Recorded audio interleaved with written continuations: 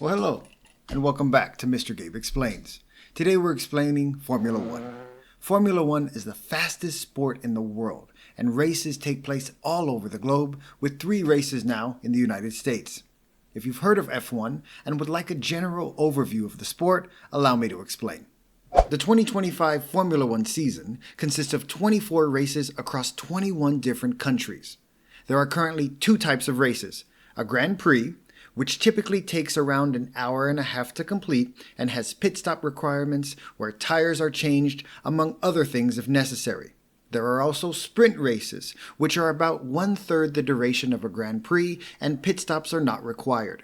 Finishing in the top 10 of a Grand Prix, or GP as they are referred to in the vernacular, nets a driver points based on their finishing position. Finishing in the top 8 of a sprint race nets drivers points based on their finishing position as well. Next, let's discuss the teams and drivers. There are currently 10 different Formula One teams with 2 cars and drivers each.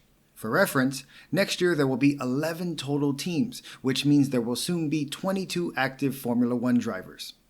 Each team designs and builds their own car while adhering to a number of technical, safety, and financial regulations set forth by the FIA, which is the governing body for various motorsports.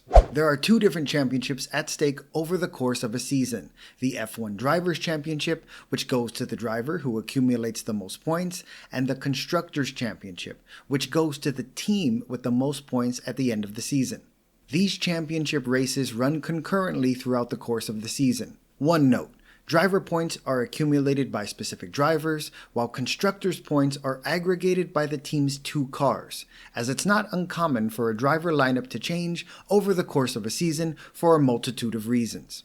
Formula One prize money is allocated to a team based on their finishing position in the Constructors' Championship, while drivers are paid a salary by their teams.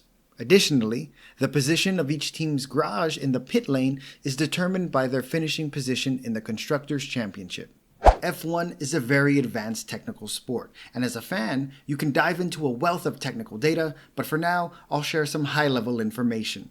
F1 cars have an average speed of 200 kilometers an hour or 120 miles per hour during a race, with a top speed around 337 kilometers or 210 miles per hour.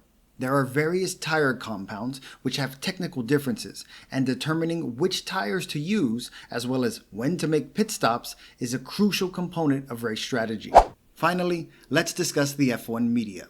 If you follow any sport, you know media coverage is an integral part of the viewing experience, and Formula One is no exception.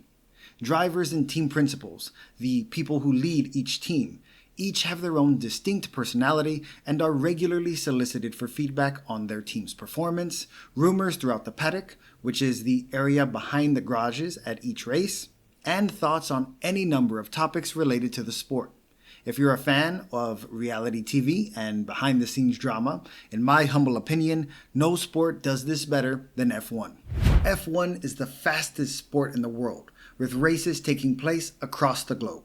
There are a number of rules and regulations governing the sport, and if you're a fan of gorgeous cars, watching hard-working team members, and some of the best drivers in the world, you should absolutely watch an upcoming race. Thanks for watching this episode of Mr. Gabe Explains. Be sure to follow for our next breakdown.